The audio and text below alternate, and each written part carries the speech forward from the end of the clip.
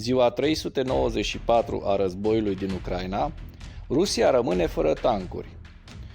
Trupele rusești au eșuat la Avdiivka deoarece nu și-au întărit unitățile de asalt la timp.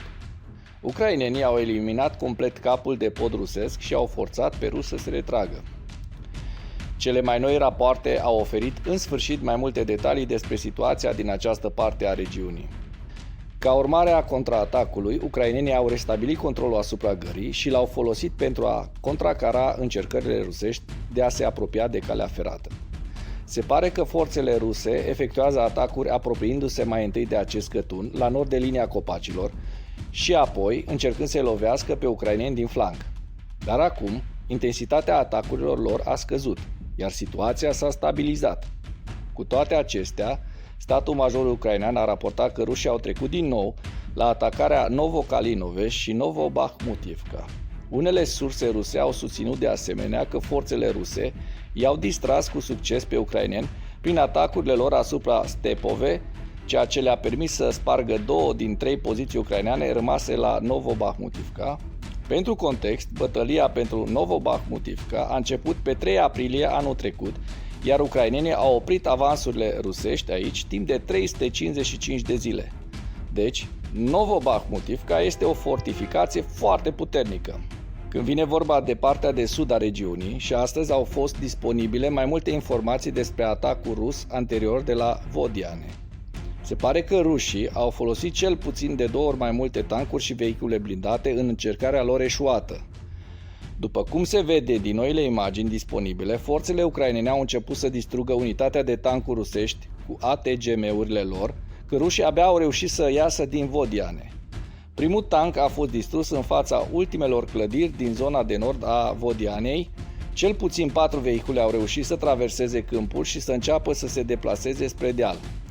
Dar au fost distruse atât de repede încât până la sosirea celui de-al 4-lea vehicul, 2 tancuri erau deja distruse, iar al 3-lea a început să se retragă.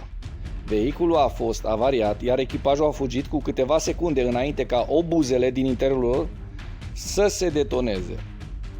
Interesant este că forțele rusești au început să desfășoare tancuri T-54 și T-55 vechi de 76 de ani din perioada celui de-al doilea război mondial pentru a compensa pierderile semnificative ale vehiculelor blindate. Aceste tancuri nu au capacitățile de blindaj ale echipamentelor blindate moderne, au un tun mai mic, fără stabilizare, fără sistem de control al focului și fără vedere panoramică. Simultan, forțele ruse introduc unele schimbări structurale. Comandamentul rus a reformat regimentul 9 separat de asalt marin în brigada 9 motorizată de pușcași. Armata rusă reactivează de asemenea brigăzile din perioada celui de-al doilea război mondial, cum ar fi brigăzile de puși motorizate ale Armatei Roșii.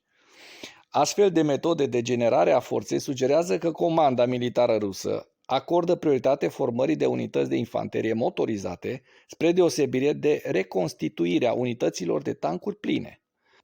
Acesta este un indicator clar că armata rusă nu are tancurile necesare pentru a reconstitui unități de tancuri. În general, eșecul forțelor ruse de a desfășura războiul de manevră în mod corespunzător și de a oferi suficient sprijin de artilerie pentru a suprima punctele de tragere ucrainene și a furniza suficientă recunoaștere tehnică, continuă să conducă la pierderi substanțiale în tancuri și vehicule blindate. Din cauza lipsei absolute de echipamente disponibile, armata rusă este forțată să formeze unități de infanterie motorizate în loc de unități de tancuri, deoarece necesită mai puține tancuri pentru a îndeplini standardul.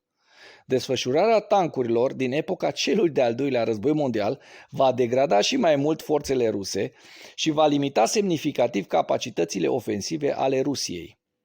Potrivit Institutului pentru Studierea Războiului, Institute for the Study of War, voci proeminente din spațiul informațional rusesc pregătesc opinia publică rusească pentru o potențială contraofensivă ucraineană.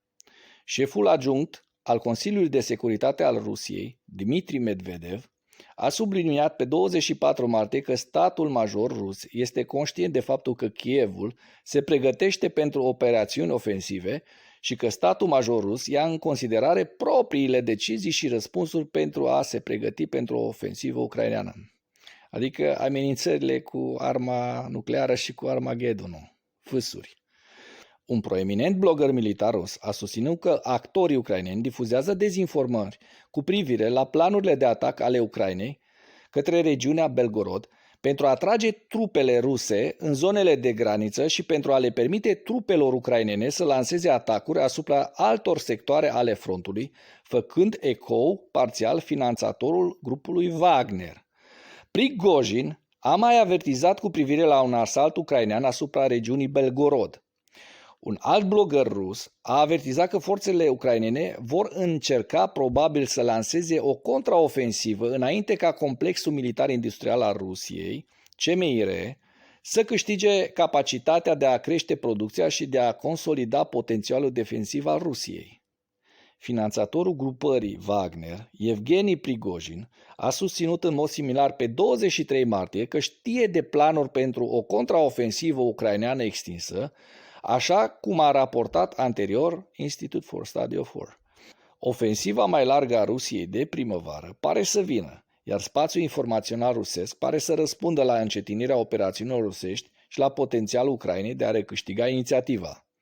Comandamentul militar rus va trebui să angajeze un număr semnificativ de forțe în prima linie, fie pentru a pregăti apogeul, fie pentru a lansa operațiuni ofensive reînnoite, și este puțin probabil ca astfel de forțe să existe la o scară suficientă pentru a face oricare dintre ele posibile.